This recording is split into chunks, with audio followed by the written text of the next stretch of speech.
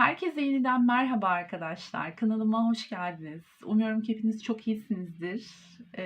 Sağlığınız ve keyfiniz yerindedir. Şimdi bu zamansız bir açılım olacağı için eğer daha sonradan izleyecekseniz bunu siz önünüzdeki 3 ay için alabilirsiniz.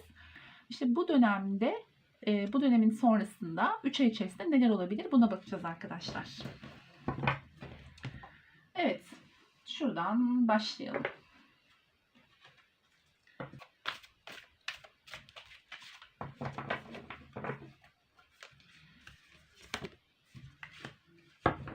Çok güzel. Mucizelerin sonu yok. Kartımız geldi.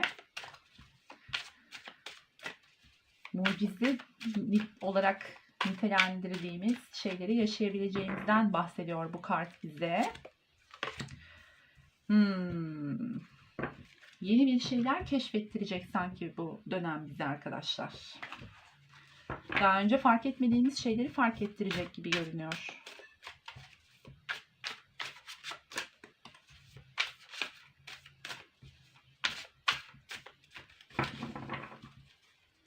Bakalım.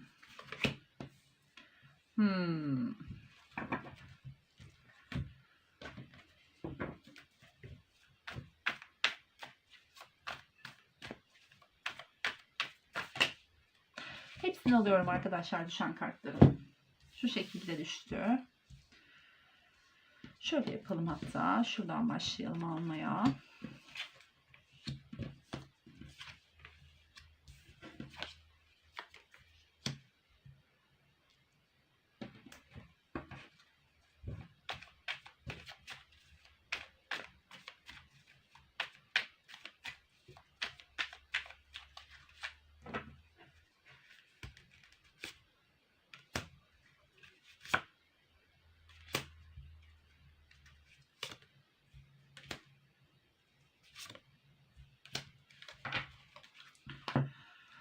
Evet arkadaşlar, şimdi kartlar diyor ki hangi durumun içindeyseniz bakın, mucizelerin sonu yok. Sizin mucize olarak nitelendirdiğiniz şeylerin yavaş yavaş olmaya başladığını ya da onunla ilgili işaretler almaya başlayabilirsiniz arkadaşlar. Mucize olarak nitelendirdiğiniz şeylerle ilgili.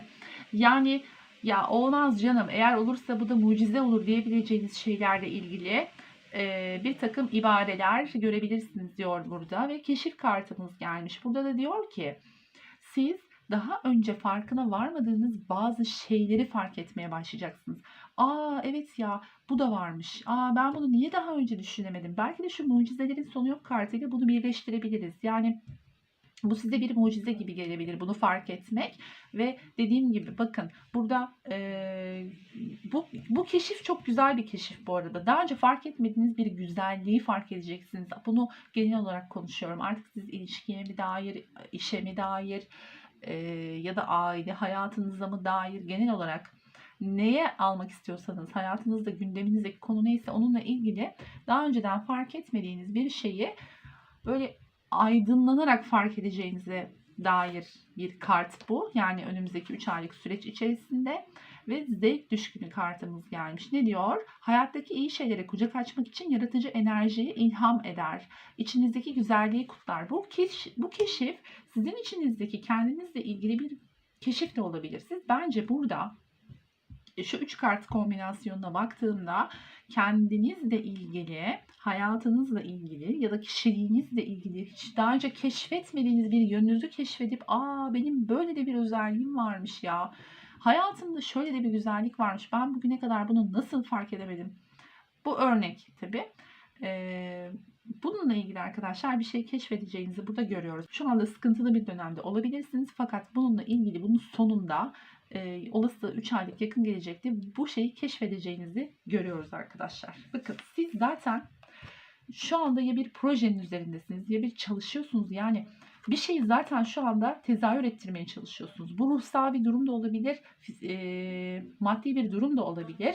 Mesela bir proje üzerinde çalışmak, bir şeyin nasıl diyelim oldurmaya çalışmak, uğraşmak, yani çaba sarf etmek, ilişkiye dair olabilir, bir ilişkiyi düzeltmeye çalışmak ya da ilişkiyi ciddi bir yere taşımaya çalışmak gibi bir uğraş. Çünkü burada bir de ateş elementinin kartını görüyoruz. Gerçekten çok tutkuyla istediğiniz bir şeyin peşinden gidiyorsunuz. Şu anda çalışıyorsunuz arkadaşlar.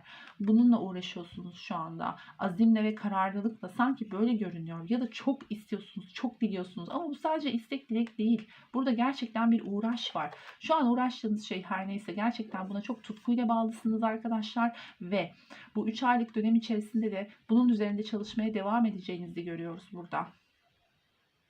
Tutkuyla istemeye devam etmek, tutkuyla çalışmaya devam etmek, istekle çalışmak, yalnız bu. Zoraki bir çalışmaktan bahsetmiyoruz burada arkadaşlar. Çünkü ateş enerjisi var burada.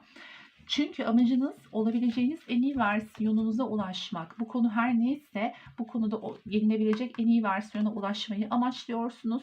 Burada bir nasıl diyelim, bakın, ateş elementi ve kıvılcım, yani ikisi de hemen hemen aynı enerjiler ya da bağlantılı enerjiler. Çünkü sizi burada motive eden şey, yani sizin motivasyon kaynağınız burada arkadaşlar, en iyi versiyonunuza ulaşmak. Bu konu her neyse, gündeminizdeki konu her neyse, en iyi versiyona ulaşmak ya da ulaştırmak.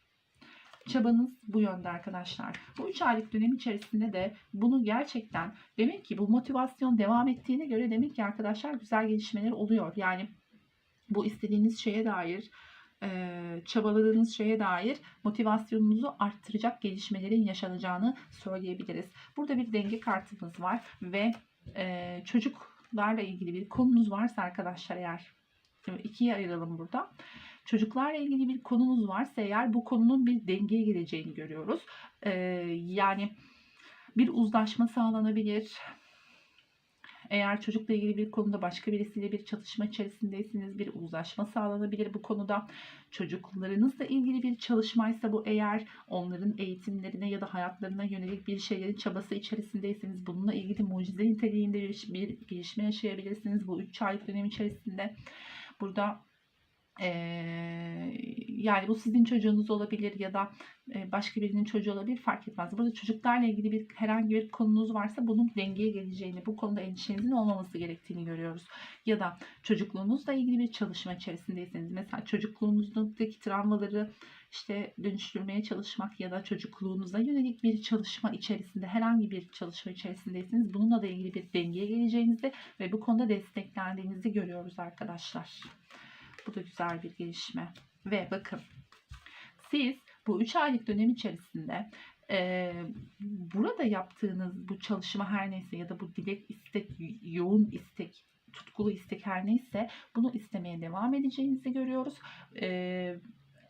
Buradaki gelişme, yani bu 3 aylık dönem içerisindeki gelişme belki çok büyük bir şey olmayacak ama sizin motivasyonunuzu devam ettirmek anlamında güzel gelişmeler olacağını görüyoruz. Bakın, ya çok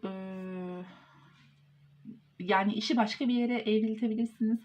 Çok istediğiniz şey bu, evet, ama burada bu sizi başka bir yere doğru götürebilir. Daha güzel bir şeye doğru, bir şey istemeye doğru götürebilir. Ya da çok düşündüğünüz, uzakta kalan, size arkasını dönüp gitmiş, burada sizi böyle camın önünde bekleyen, bu kız gibi bekleten ve aklınızı, kalbinizi sürekli meşgul eden birisi varsa bununla da ilgili bir gelişme olabileceğini görüyoruz. Güzel bir gelişme. Buraya bir kart daha seçeceğim. Burayı böyle bırakmayacağım tabii ki. Sonuç olarak, yani şu son çıkan kartları sonuç olarak ne diyebiliriz? Evet, düştü. Evet, bununla ilgili arkadaşlar bakın. Şunu alalım.